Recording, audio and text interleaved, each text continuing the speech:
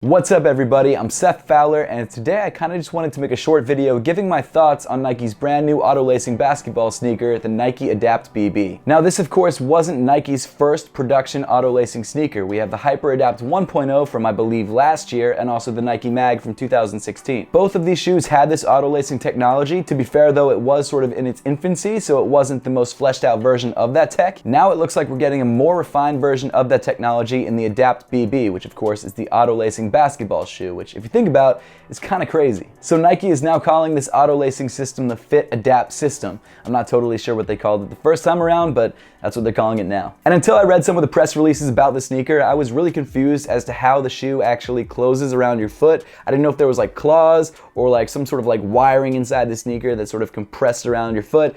It turns out what the situation is pretty similar to what we have in the Air Jordan 33. So even though it looks like a slip-on, it's actually got this internal wire that actually wraps around your foot. I'll get more onto that later, but I don't mind the overall aesthetic of this sneaker. I think it's okay. I think it looks a lot like a Kobe, if I'm honest. And personally, I don't love the look of slip-on sneakers. I feel like I kind of preferred the overall aesthetic of the HyperAdapt 1.0's lacing system. Even though it probably wasn't as functional, I think it kind of looked nicer because it still had that sort of like recognizable lacing look to it. The Nike HyperAdapt BB sort of has this futuristic sock look to it, which to be fair is very similar to what we've seen with Adidas and like the NMD City socks and things like that. But it's still not my favorite aesthetic. Also, before we dive deeper into the shoe, I just want to talk about the name for a second. The HyperAdapt BB.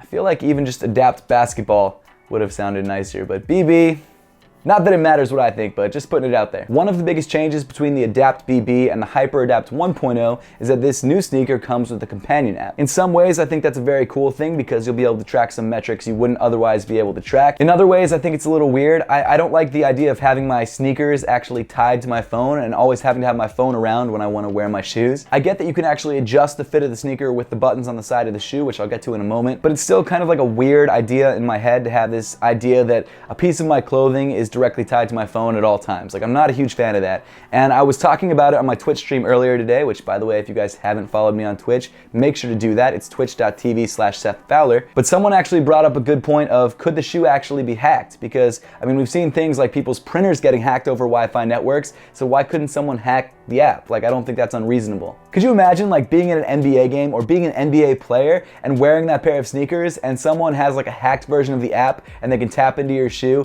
and like loosen the laces right as you're going up for a layup? That would suck. And that's a problem that's only really caused by this new technology. Like, you wouldn't have that problem with just regular shoes. But I feel like I'm getting a little too deep into like the Black Mirror side of things. I want to talk about some of the cool features that the app actually has. First of all, the app allows you to customize the fit of the sneaker to your exact foot shape, which is kind of crazy. Obviously, everyone's foot is different, and when you mass produce a product, it's really hard to create something that's going to fit everybody. Like, there's never a one-size-fit-all solution. Because of the way the lacing system works, and because of the fact that you can sort of tighten it or loosen it with buttons on the side of the shoe or just through the app itself, it allows you to really customize and tailor your fit, which should in theory help fit pretty much anyone who wants to wear the shoe. One of the coolest parts about the app is that you can actually have different fit settings. So like, you can loosen the shoe when you're on the bench, you can tighten the shoe when you're on court in like the heat of the game. The only thing that I would really like that I'm not sure if is actually a feature, and I won't know until I actually have a pair in hand, is if the shoe actually loosens or tightens based on what it thinks that you're doing. So my question is, if you're sitting somewhere for a while, like if you're sitting on the bench,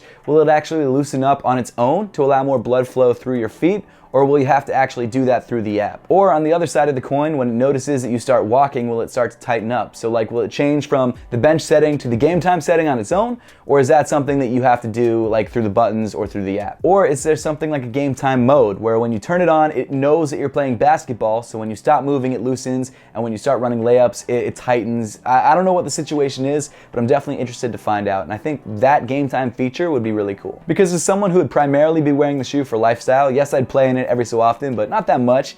I would love it if when I was walking down the street, like walking the dog, it tightened up a little bit, but not too much. And then if I was sitting on the couch, it just like totally loosened up. I think that would be so cool. And I don't know if that's something that I have to do through the phone, or if I could set up like a a lifestyle mode, you know what I mean? Whatever, until I have the shoe in hand, I have no idea what the settings are like. Also, as I mentioned before, like the HyperAdapt 1.0, you can also adjust the fit on the shoe itself. There are 2 buttons on the lateral side of the midsole that allow you to loosen or tighten the sneaker. I don't think those buttons can do much more than incrementally change the tightness or the looseness of the sneaker. Like, I don't think you can change between bench mode and court mode. I think it's just like if you want to tighten up the shoe a little bit or if you want to loosen up the shoe a little bit. Also, like Nike's other auto-lacing sneakers, as soon as you actually put your foot into the shoe, it starts to tighten around your foot, I believe, until it hits resistance. At least the first time that you put your foot into the shoe. I think once you actually have like a favorite setup, it starts to go straight to that. Either way, I think that's pretty cool, and that might actually be my favorite auto-lacing feature on the shoe. The app also has a couple other cool features, like you can check the remaining battery power of the sneaker through the app, which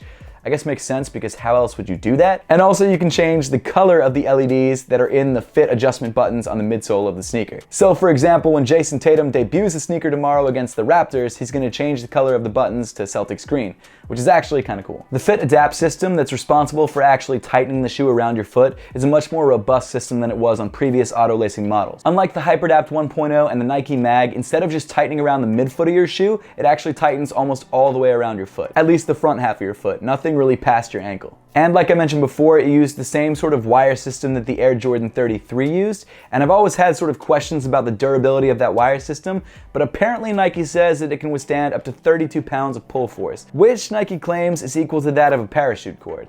I'm still not totally sure if that's true. A plus for the Adapt BB over the Air Jordan 33 is that on the Adapt BB, none of the wire is actually exposed, so there's a lot less chance that the wire will actually get caught on something and tear. My real question is, how long will that motor in the sneaker actually last? Like if you're playing ball every single day, especially as an NBA player, and the shoe is just continually being pounded against the court just over and over and over, like motors usually can't withstand that much shock that often. Like I'm really interested to see how long you can actually wear the shoe before the motor just dies. As I read Nike's press release, they said that this shoe is their most rigorously tested sneaker of all time, which I think is kind of crazy. And one of the things that they made sure to point out is that they tested it to work with the sweatiest of feet, which I thought was kind of an interesting point.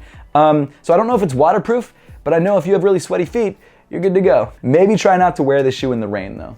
As for the actual durability of the motor, there was really no mention towards that, and I guess we'll just have to wait and see what happens because unlike the HyperAdapt 1.0s and the Nike Mags, neither of those were really performance sneakers, so they didn't have to go through like the crazy stress that a basketball shoe will have to go through, so I guess we'll just have to wait and see. Also, basketball players tend to just get new shoes every night, so I wouldn't be surprised if the first time we hear about a shoe breaking is a YouTuber who's worn it for about a year. If the motor does end up breaking at all, which hopefully it doesn't. Another little detail about the sneaker that's probably not that important is that they actually changed the pitch of the motor so that when you actually tighten the shoe, it no longer sounds like a grinding gear. Now it sounds kind of like a music note, or at least that's what they say. I've heard it on a video and it kind of just sounds like a high-pitched scream. But that's just me. To be fair, it does sound better than it used to, but it's still not the most pleasant sound in the world. One thing that I'm actually kind of disappointed about is that the actual materials that went into the shoe are pretty standard, like they're definitely budget materials. The midsole is made up of Cushlon foam, which is nothing special. It's just kind of a normal foam. It's not really that soft or that hard. It's really not that great. The shoe also comes with sort of an icy translucent outsole and a pretty standard traction pattern. And a lot of people have noticed in the past that Nike's translucent rubber isn't the best, so I'm kind of disappointed in that because I don't think this rubber is going to be that great. And then finally, the upper of the sneaker is covered in what Nike is just calling a knit.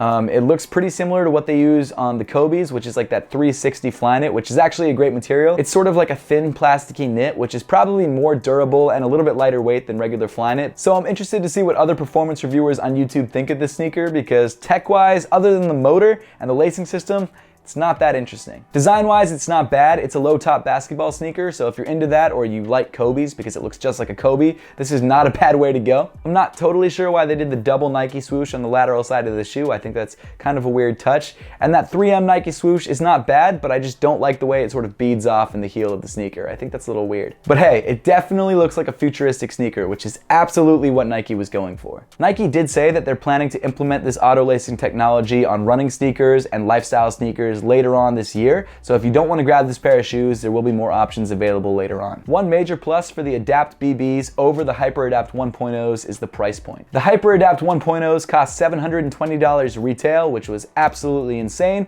and the Adapt BBs cost $350, which is still a little bit pricey, but definitely more accessible. Every pair that you buy does come with the wireless charger to charge the shoes, so maybe that's a little bonus there for you and makes the price a little bit more worth it. I'm not sure. It'd be nice if the wireless charger worked with like my phone or my Apple Watch, but kind of doubt it. If you are trying to grab a pair of the Nike Adapt BBs, pre-orders went live this morning but are now closed. Of course I ordered a pair, and Nike's estimating my pair to get in on February 19th, so hopefully there'll be a review around then. If you missed out on pre-orders, pairs will be available during All-Star Weekend, and if you can't make it to All-Star Weekend, there will be a global release on February 17th. But guys, that pretty much wraps up the video for today. I know I'm very excited about this sneaker. It's not my ideal shoe, but it's definitely a technology that I'm looking forward to actually owning. Now I would love to know your thoughts on this sneaker and whether you're planning to grab a pair, so make sure to leave those comments in the comment section down below. But as always, thank you so much for watching. Please make sure to give this video a thumbs up if you liked it, subscribe down below if you haven't yet, and I'll see you all in the next one.